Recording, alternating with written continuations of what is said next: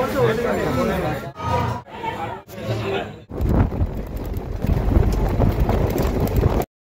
Everyone, কেমন আছেন? আশা করি ভালোই আছেন। আজকে আমি একটা দারুণ ভিডিও নিয়ে এসেছি। সেটার কোথাও না, এই যে তারাপীঠ। সৌভাগ্যক্রমে তারাপীঠের কাছেই রামপুরহাটের গোপালপুরে আমার মাসির বাড়ি, আর সেই সূত্রেই মা তারাকে দর্শন করতে যাওয়ার পালা। তাই আর কিছুই নয়, গিয়ে সকালে একটু রেস্ট নিয়েছিলাম, বিকেলে আমি আর ভাই মিলে তো চলে গেলাম দ্য ডেস্টিনেশন তারাপীঠের মা তারাকে দেখতে।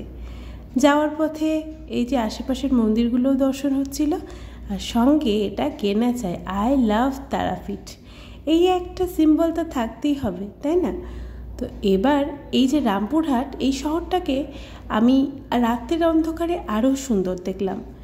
কত বড় বড় অনুষ্ঠান বাড়ি, কত সুন্দর, একদম জমজমাট শহর। এই যে গল্প করতে করতে প্রায় 30 মিনিট পার করার পরেই চলে আসলাম আমাদের ডেস্টিনেশন তারাপীঠের মা তারা মন্দির। এবং এই যে পিছনের দিকে গেটটা দিয়ে প্রবেশ করেছিলাম, প্রথমেই দর্শন হয়ে গেল বাবা রামকৃষ্ণদেবের মূর্তি এবং সাথে এই যে সন্ন্যাসী। যাওয়ার পর এই রাস্তাটা দিয়ে পিছনের দিকটা দিয়ে যেহেতু যাচ্ছিলাম, তাই ভিড়টা একটু কম। আর কৌশিকী অমাবস্যা ছিল কিছুদিন পরেই, এই মোটামুটি 3-4 দিন পরেই। তারাপীঠের রাতের মহলটা আমার একটু ফাঁকাই লেগেছে, কারণ এর আগে যখন আমি তারাপীঠ এসেছিলাম বেশ জমজমাট আর ভর্তি ছিল। দুই পাশের দোকানগুলো ভর্তি মা তারার অসাধারণ ছবি, মিষ্টান্ন ভাণ্ডার এবং ফুল ফল সমস্ত রকমের জিনিস। আর শুধু তাই নয়, এখান থেকে স্মৃতিচিহ্ন হিসেবে নিয়ে যাওয়ার জন্য অসাধারণ মা তারার এই যে জলজান্ত সব ফটো ফ্রেম। আর তারাপীঠের সব মিষ্টিগুলোর মধ্যে কোনটা সব থেকে ফেভারিট বলুন তো? হ্যাঁ, প্যাড়া। এইখানকার প্যাড়া কিন্তু খুব ভালো খেতে।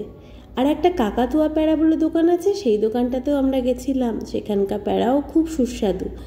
আর সেগুলো কিন্তু মা তারাকে ভোগ নিবেদন করা হয়। তো ছটপট দেরি না করে সন্ধ্যেতেই একটা দোকানে গিয়ে আমরা একটা পুজোর পসরা সাজিয়ে নিলাম ছোটোখাটো মতো। এবার এই হালকা ফুলকার মধ্যেই আমরা পিছনের গেট দিয়ে আবার প্রবেশ করলাম মা তারার অসাধারণ করুণাময়ী রূপ দর্শন করতে। তো এবার যাওয়া যাক। তারাপীঠ চত্বরে সন্ধ্যাবেলাটা বড় সুন্দর, চারিদিকে একটা মনোরম আবহাওয়া, কিন্তু যথেষ্ট গরম ছিল তখন। আর চারপাশটা বেশ একটা ফুল ফল ধূপ বাঁকানো একটা গন্ধ। এই যে এখান থেকে ভক্তরা মা তারাকে একবার দেখেই জয় জয় মা বলে উল্লাসে আত্মহারা হয়ে উঠছেন।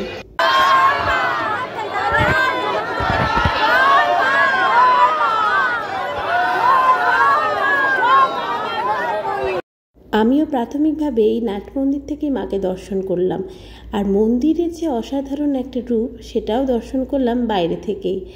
এরপর আমরা একজন ভক্ত বা পান্ডাও ধরেছিলাম, কিন্তু দুর্ভাগ্যবশত আমাদের সেই লম্বা লাইন কাটিয়ে যেতে হয়নি এবং কোনো বিশেষ অনেক টাকাও দিতে হয়নি। ভাই এখানকার লোকাল মেম্বার, তাই ওরই আধার কার্ড নিয়ে ওর সূত্র ধরেই আমরা চলে গেলাম মা তারাকে দর্শন করতে।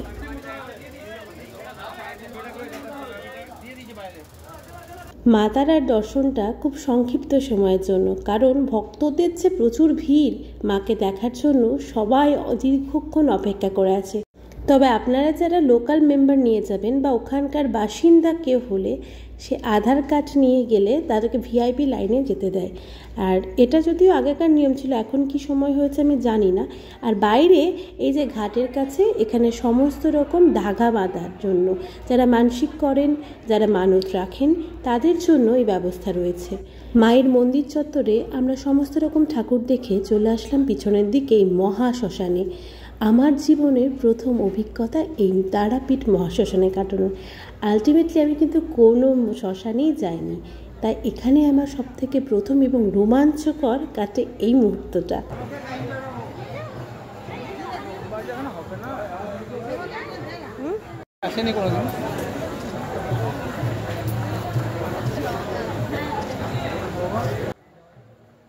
তারাপীঠ মহাশ্মশান খুব পবিত্র একটা স্থান। এখানে সমস্ত রকম সাধু সন্ন্যাসী তাদের তপস্যার মাধ্যমে মাকে পাওয়ার চেষ্টা করেন এবং শ্মশানের এই মা কালী বহু ভক্তবৃন্দ তাদের মানতের জন্য এখানে এসে যজ্ঞ করান সাধু সন্ন্যাসীদের মাধ্যমে। এবং এখানে এসে আমার অনেক কিছু ভালো লেগেছে, নতুন মনে হয়েছে। এই যে এক সাধু সবাইকে আশীর্বাদ করছিলেন, আর সামনেই বড় যজ্ঞকুণ্ড, এর সামনে বিভিন্ন সাধক বসেছিলেন তারাও। আর কিছুদিন পরে যেহেতু কৌশিকী অমাবস্যা ছিল, তাই পুজোর প্রস্তুতিটাই চলছিল প্রধানত। পরবর্তীতে আমি এই স্থানে আসি, কিন্তু এখানে বেশিক্ষণ আমি ভিডিও করতে পারিনি, কারণ এখানে কিছু সাধু ছিলেন এবং তারা সেটা পছন্দ করছিলেন না। কনসেন্ট না নিয়ে ভিডিও করাটা সত্যিই আপত্তিকর, তাই করা হয়নি। পরবর্তীতে তারাপীঠের বাকি যে দর্শনগুলো করেছিলাম বা পাশাপাশি বীরচন্দ্রপুরেরও ভিডিও নিয়ে আসছি খুব শিগগিরই। ততক্ষণে জলদি ভিডিওটা দেখে নিন আর উপভোগ করুন তারাপীঠের মহাশ্মশানের ভিডিও।